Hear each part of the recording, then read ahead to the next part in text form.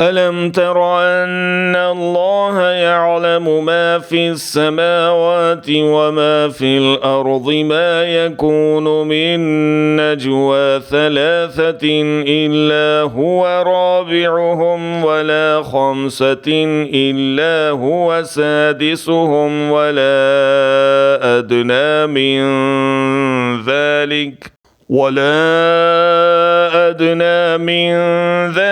ولا أكثر إلا هو معهم أينما كانوا ثم ينبئهم بما عملوا يوم القيامة إن الله بكل شيء عليم.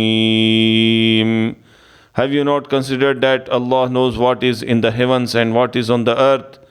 There is no private conversation, three, but that He is the fourth of them, nor are they five, but that He is the sixth of them, and no less than that, and no more, except that He is with them in knowledge wherever they are. Then He will inform them of what they did on the day of resurrection. Indeed, Allah is of all things knowing. क्या तूने नहीं देखा कि अल्लाह आसमानों की और ज़मीन की हर चीज़ से वाकिफ़ है? 3 आदमियों की सरगोशी नहीं होती मगर अल्लाह उनका चौथा होता है, और न 5 की मगर उनका छठा वो होता है, और न उससे कम की और न ज़्यादा की मगर वो 7 ही होता है।